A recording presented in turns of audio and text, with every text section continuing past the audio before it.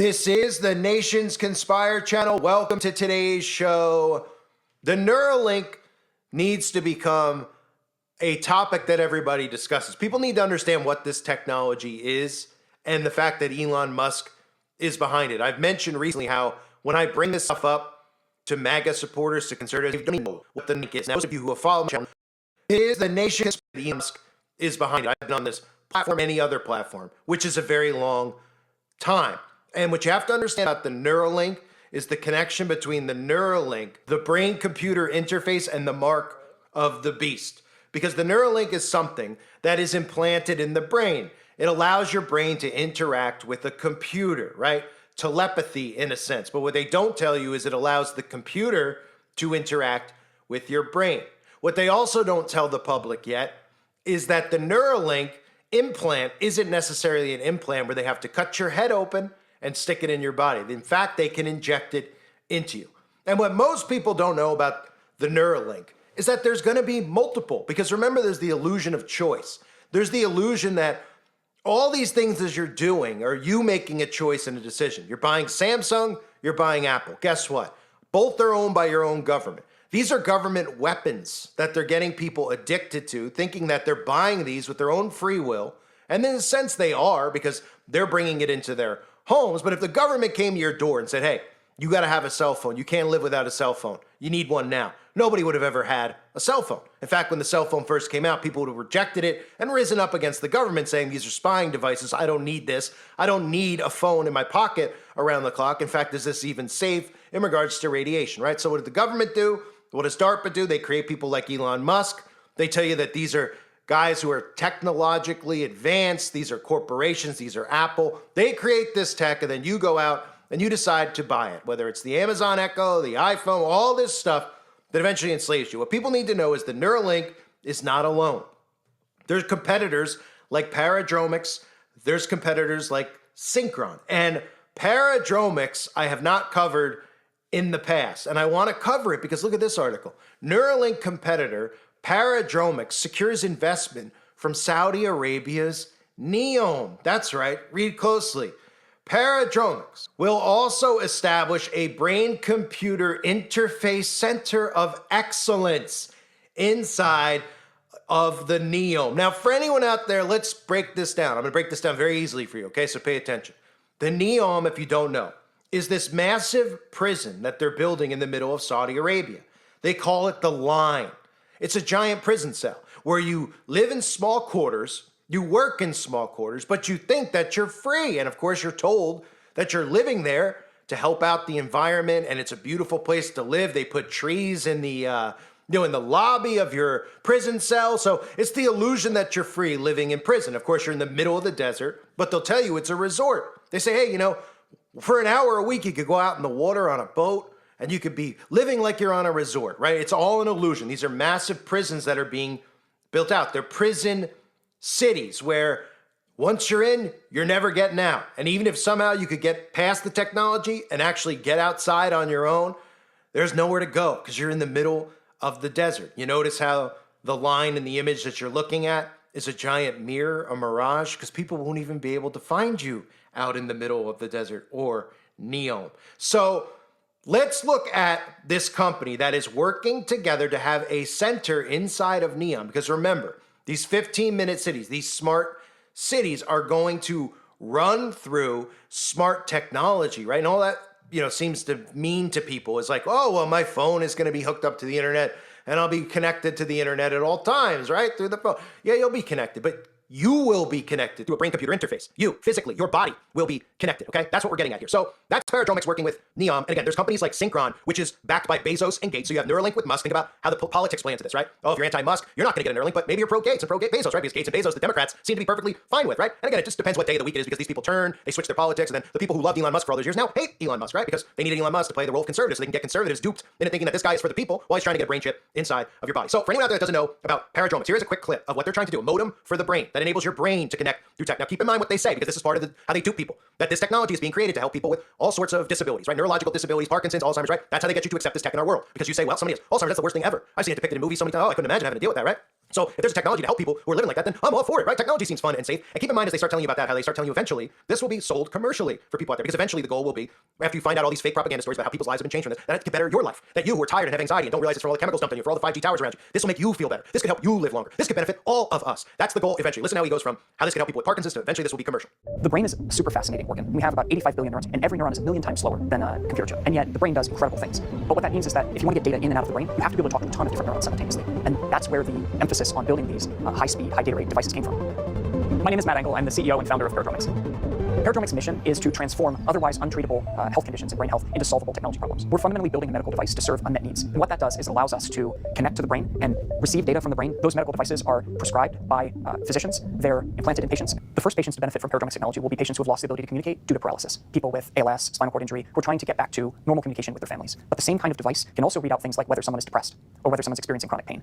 And so where we see the real clinical impact of BCI is that it's going to become a first line for many people with neurological health conditions.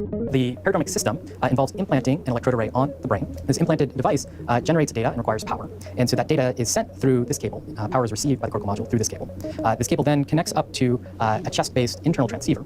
Now, this internal transceiver is designed to be fully implanted so that there's no wires or ports from in the body to out of the body. And the way this is achieved is that power is wirelessly transmitted to this device, and high-throughput data is transmitted from this device to outside the body. The device does not require any charging. The one thing you would have to do as a user is go through a brief calibration routine to learn that mapping from electrical signals to intention. But once that mapping is learned, the system can be used. And what we know from existing research in this area is that we can sustain that use over days and weeks. I would expect that we would have commercial approval to sell the product no earlier than 2029. We see that the first 1 million people to get brain-computer interfaces are going to be getting them to treat severe medical conditions. I think there could be a different conversation 20 years from now, and some of those devices could also have consumer applications. But in the meantime, we're really focused in building safe, reliable, robust devices for people with physical and mental conditions.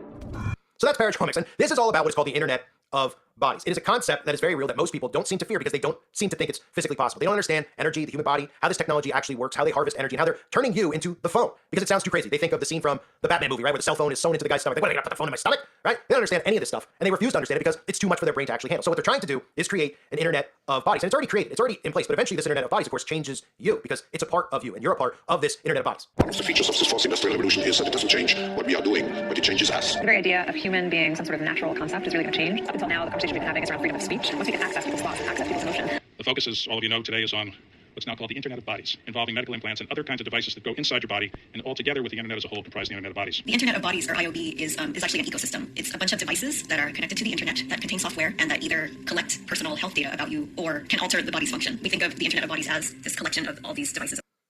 So of course you can listen to all that stuff and it sounds horrifying. And most people just dismiss it because they go, well, they're not going to do that to me, right? But they don't realize that all of these people like Elon Musk have been talking about how cell phones are going to go obsolete. I've been talking about it for a long time, right? We heard the guy at the World Economic Forum talk about the president, the CEO of Nokia, how phones will be obsolete by 23. Elon Musk, smartphones will be obsolete. BCIs like Neuralink are the way forward, right? Tesla's wireless world system, turning the Earth into one gigantic dynamo. Ever see this image before? Most people don't know that we have free energy that is accessible to all of us, right? Most people don't think about it. They plug something into the wall and they don't think any further about whatever's in the wall charges their phone. They just think that's how it is, right? That all homes come with it. And it's just something they don't think. They're not trained to think. They're trained to be dumb. They're trained to be distracted and they're trained to always want to be entertained.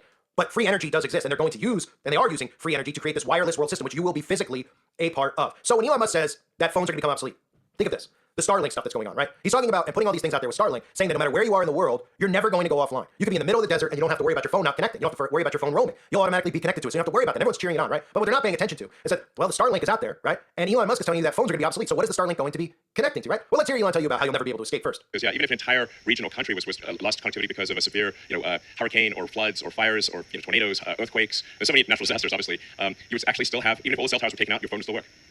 Thank you. Right, so you'll never be able to escape. And of course, they tell you that the opposite way. They say, well, it's not for you to escape. It's so that we can always find you in case of an emergency, right? Because we have everybody trained to constantly be in fear, right? Used to be a day you could drive out of your home without a phone and you wouldn't be afraid that if you broke down, you need a phone. People now, they have to have their phone with them. I've said it before, they'll turn around if they're an hour away from their destination just to go home if they forgot their phone. But of course, they never get an hour away because at every stoplight or even while they're driving, most of these trained sheeple will text, will call. They cannot live without it. And that's why when the proposal comes that the next phone has to be in, you kind of like how we transition from the flip phone. They push you out of 2G, 3G, 4G into 5G. They'll push you out of this and say, well, it's phone or nothing, right? And you'll say, well, obviously phone. They'll say, well, it's not a phone anymore. It's a BCI. It's embedded in your body. So your phone now gets thrown out. They're not going to work on this network. And you're going to say, but I can't live without it. They say, well, you have to upgrade. And the latest upgrade, of course, is to have it in you, right? And what you're seeing again is Skynet being built out. Literally Skynet, right? In the Terminator universe, Skynet is depicted as a highly advanced artificial intelligence system that is connected to a vast network of computers, military systems, and communication infrastructure, essentially giving it control over a global network of machines and power grids, allowing it to monitor and manipulate information on a mass scale. It is essentially hooked up to the entire world's interconnected systems, including military defense networks, power plants, and communications hubs. So That brings me back to Paradromics, the brain chip, the Internet of Bodies. Well, you have Starlink, you have all this technology going on. They tell you is to make sure you never go offline, but then they're telling you the phone's going to be obsolete, right? And then you connect it in to Neom, right? Neom, the smart city that they're building in the middle of the desert. I mean, it is a literal line in the desert. And what it's about is you being connected inside of the smart city running and operating on you. For anyone out there that doesn't know what Neom is, here's a look at the prison cities that they're building out and how they market it as a utopia, as a resort, right? When you see this commercial, if you're not thinking, you would just be like, oh, that looks cool. I'd love to live there, right? That's how, I mean, yeah, it looks like a vacation. Can I go for free? It's good for the environment. Cool, sign me up, right? This is what they're marketing to people. What is Neom? This is Neom, or here to be more precise, in the northwest of Saudi Arabia. But Neom is more than a place. It's a home for people who dream big. Bigger than that. That's more like it. It'll be a hub for innovation, an entirely new model for sustainable living, the vision for a new future. In fact, that's how it got its name. But what will be there? There's Oxagon, a thriving city at the crossroads of the world, where advanced manufacturing will enable industries of the future. Trojana, a year-round mountain destination. And just remember to pack your skis when you visit. Or if skiing's not your thing, there's always Sindala, one of Neom's many beautiful islands, perfect for some R&R. And the line, a 500-meter high, 200-meter wide, 170-kilometer-long city in the shape of, well, a line. No roads, cars, or emissions. And everything its 9 million residents could ever need within a 5-minute walk. But best of all, the entire region will offer unparalleled access to nature and will be powered by clean energy. All within easy reach of the rest of the world. I know what you're thinking. Why does the world need Neom? That's a good question. The world needs Neom because the world needs change. That's what we mean when we say Meet the change. Neom represents a global opportunity for one, changing how the world does business by making the region a special economic zone, easing the way for entrepreneurs to blaze their trail. 2, changing the way we live our lives with preventative healthcare and the highest standards of livability. Sounds nice, right? And 3, changing how we look after nature and our planet. Because without this, what use so 1 and 2? But how will Neom achieve these aims, you may ask?